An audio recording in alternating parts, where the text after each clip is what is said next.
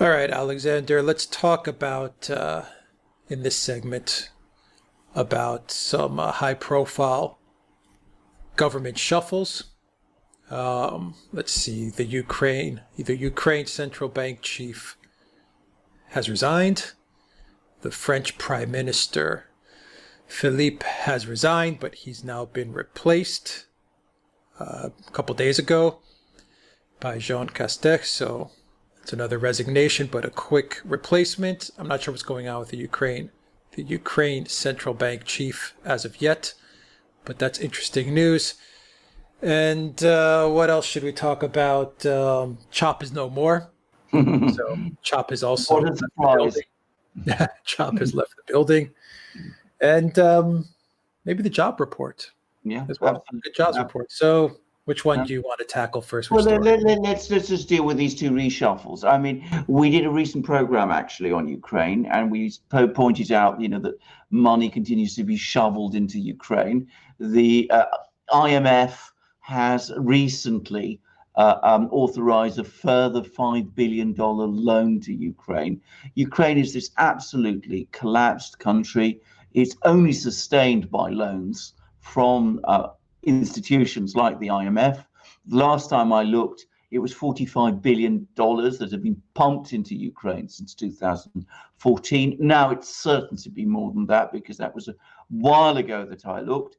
We were being told all the time, not to worry, everything is good there. The central bank is in safe hands. And lo and behold, the governor of the central bank now resigns, says things at the central bank are very bad. The system is corrupt. He's facing continuous political interference, and he's not able to do his job. So, this is obviously the truth. You've learned it from our programs, from the Duran. If you follow the Duran, you would know it. But somehow, with all its vast sources of information, the IMF manages to overlook this fact and goes on giving money to the Ukraine. Now, all I can say is, why bother to give money to Ukraine anymore? Why not just give it directly to the various oligarchs who run Ukraine and the various carpetbaggers that come in from the United States and wherever? Why not just give it directly to them and cut out the Ukrainian middleman? Because that's what it is. It's just goes straight in and it goes straight out again. And if you don't believe that, just look at what this poor man who is trying to run the Ukrainian central bank has just said. Yeah, just send the money to the EU headquarters, send the money to Biden's address, send the money to the Clinton Foundation. Hunter Biden's living in LA now. Yeah. John Kerry's stepson, Heinz, send the money there. Why to these locations? The British Virgin Islands, Turks and Caicos, all these nice offshore places. I'm sure you just do it directly. As I said, why go through all this, all these motions all the time of pretending that the money is going to help Ukraine when it's not? It clearly isn't. That's clearly not what this is about at all anymore. Now, what criminal activity is this? It's so corrupt. It's just so ridiculous. And of course, the other thing I would quickly add about this is, of course, the IMF is now breaking so many rules of its own rules, sending money to Ukraine, that it's just, I just lost count of them. Disband the IMF, get rid of it. Well, exactly. What is the point of it now? It's the IMF is now exposing itself as just another slush fund, criminal organization. Yeah. Well, it's taking our money. That's the problem that I have with it. It's a slush fund, but it's taking our money. Like everyone that's watching this program, I'm pretty sure 9 out of 10 of you, you're giving money to the IMF. You are, absolutely, because it's funded through tax dollars and tax pounds and tax euros and tax yen, even tax yuan from China. So it's all going into the IMF.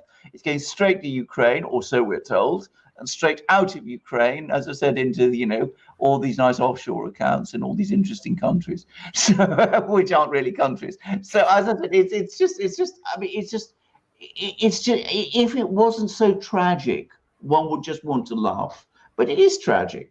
And this guy left. I'm sure he left because he's just like, this is ridiculous. Yeah, the central bank. That's what he said. That's exactly what he said. I mean, he said, I mean, he just couldn't face doing it anymore. So I mean, he couldn't face. He has conscience. Well, apparently he has a conscience. I mean, he can't face doing it. So I mean, why do we persist with this fiction? Oh yeah. Okay, France. France. Well, we did another program quite recently in which we talked about France. We said how the local election results had been a disaster for Macron, and how it's now confirmed that his party failed to win in a single major city, across France. So he did dismally badly across France. His party is disintegrating. So what do you do if you're, the captain of the Titanic? You rearrange the furniture. You get rid of one prime minister who was no good, and you appoint in his place another prime minister who is no good, because nothing can change while Macron remains at the bridge, leading this Titanic ship straight towards the iceberg, because that's what he's doing. Do you know anything about this new guy, or no, is the prime minister position that critical? No, it isn't that critical. I mean, the French system is presidential. It is run by the president. He determines policy. He decides. The only situation where the prime minister becomes important is if the president is from the left, and the prime minister, who is appointed by the parliament, but on the president's recommendation, it comes from the right, let's say. I mean, that's happened. There have been instances when, I remember Mitterrand was the French president, he was a socialist, and I think it was Jacques Chirac was the prime minister, and he was a conservative. And at that point, the prime minister does have some influence. But when the president controls the political system and the parliament, as Macron does, I mean, the prime minister really isn't a very important person at all. But as I said, this is just a piece of theatre. It's just Macron saying, oh, well, my presidency needs a reboot. So I'm going to just change who the prime minister is, and it will get him a few headlines, which he might build on, but then everything will remain exactly as before. There's a wonderful quote, by the way, from a famous Italian novel called The Leopard, in which he says everything must change so that it can remain the same. And that's exactly what we've seen in France with this dismissal. The prime minister has changed. Everything else remains exactly as it was before, except, of course, that the people of France are becoming increasingly unhappy. They're not yet united in deciding whom they want to lead. Though at the moment, I come back to this, the only conceivable challenger remains Marine Le Pen. But despite that, it's becoming increasingly clear whom they don't want. They don't want Emperor Macron I, the current inhabitant of the Elysee, the president of France. They don't want him, and they're voting increasingly against. All right, well, let's go to the U.S. now, and really good job numbers, it seems, for Trump. Once again, it shows that what happened last month was not a one-off. Here we are again. Good job numbers, really good job numbers. Good news for the Trump campaign and the Trump re-election. Good news for the U.S. economy. We called it. Absolutely. You said it. And also touch upon CHOP being dismantled. That's also good news for the Trump White House. Yeah, of course it is. But let's just deal first with the job numbers. I mean, it's been a consistent thing. I'm not blind to some of the underlying problems in the U.S. economy. I accept there's been far too much financialization. I'm fully on board with all of this, but a pandemic of this nature is not going to derail a huge economy like that of the United States. There was a lockdown. That lockdown is ending. People are going back to work. They're spending more money. Jobs are coming back. The economy will revive.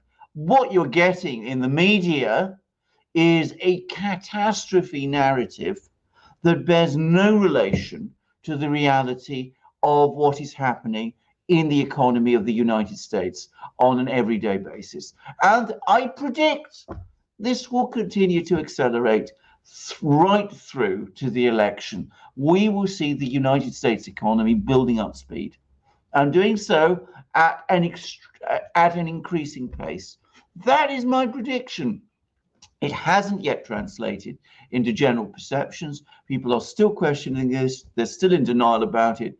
The polling numbers, which I suspect are manipulated anyway, are still looking difficult for Trump.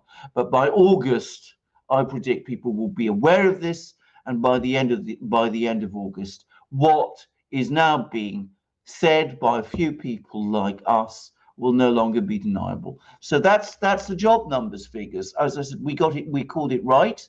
We always said it would be a V-shaped recovery, and so it is turning out to be. Now, CHOP, Chaz, whatever it calls itself, we also said it would collapse under the weight of its own absurdity. It has done. If you want proof that defunding the police is a very bad idea, all you have to do is look at what happened in CHOP. We've had 2 murders. We've had violent incidents involving firearms. We've had a general collapse of public order. Even the governor and the mayor, the governor of Washington State and the mayor of Seattle, who were talking about this great summer of peace and love, have been forced to accept that this thing was a disaster. And if we had a proper media in the United States, which of course we don't, that would be something that would be talked about and publicized in many places. But of course, what's happened is the curtain has been drawn on this affair almost in silence because the media has barely reported it. Yep. Good riddance to CHOP. A lot of people have suffered and paid a very heavy price for a very childish behavior. Childish and stupid behavior by the mayor, childish and stupid behavior by the governor. But I will also say this. I think we talked about this too in other programs. It was transparently a trap laid for Donald Trump. They were goading him into sending the military or the National Guard to try and clear it. Trump didn't rise to the bait. He let them sort it. He left it all, this hot potato, in their own hands, and it burnt them. I'm sure that there's a lot of people in Seattle who are very upset and angry about this. Yeah, CHOP's going to come back and boomerang against the Democrats. That's what I think. Yeah, it's going to solidify the Trump base, and I also think the BLM movement is losing a lot of steam, a lot of momentum. I think a lot of people are now reading their manifesto. They're understanding what they're about. They're understanding that this is one big charade. Yes, that's what they're starting. They're starting to come to the realization, and they're starting to speak out. And I think that's going to also boomerang. I agree. The Democrats, it's just a matter of time. People are realizing that the BLM was just, once again, another corrupt Ponzi scheme, a way to extract money and to put it into the pockets of the powerful and the elite. That's all. Absolutely. That's exactly what it was. It was a completely orchestrated, entirely manipulated exercise. It had no real reality. It was not based on the real structural problems of the United States. It's not interested in the real problems that affect Black people and people of every color, by the way, people of every economic class in the United States. It wasn't related to their lives. It was all about narratives again, and money. And as you absolutely, it was also about mobilizing votes against Donald Trump in the election and trying to paint him in certain ways. And I am entirely of the same view as you. I think it's losing momentum fast. I think it's boomeranging, and it will in fact be shown to have been a major mistake. Yeah, I agree. Any other news that you want to cover, or should we sign off? I think we can sign off at the moment. No doubt more news coming, but all kinds of exciting things going on around the world. We shall keep an eye on them. I understand there's more going on between China and India at the moment, for example. So we might want to keep an eye on that. And there's American fleet movements around, in the South Pacific, but the South Pacific, yeah. but these are big and ominous subjects which we'll need to talk about in other places. Yeah, we'll do some videos for that as well. More specific videos for those news stories, because those are really, really big topics. I agree. All right. Alexander Mercurs, thank you very much, guys. Thank you. We're signing off for tonight. Duran Shop. Pick up some merchandise. Patreon, PayPal, and Subscribestar. Got a mug there? Absolutely. Always. I'm never without one. I say that. I mean, got a lot of mugs on the way, actually. Absolutely, I do. Absolutely. Great mugs. I am never without a Duran mug at any time of the day when I'm in my house. I survive on tea, and I have to have my tea from a Duran mug. It is absolutely how I get through the day. And that's how I'm able to come on these programs and do these wonderful shows with you, Alex. And our viewers get the benefit through that of the Duran mug, because without it, it wouldn't be possible. All right. You can find the link for the Duran Shop down below in the description box. Take care, everybody. And lots of great things there. Lots of great things, new things too. Yeah, absolutely. And guys, I'm putting up a lot of different country flags. If you have any recommendations for some additional country flags, please drop them in the comment box down below. Absolutely. Every day I'm adding more and more countries to the new designs. So drop me a message there in the comment box as well. All right. Take care, everybody.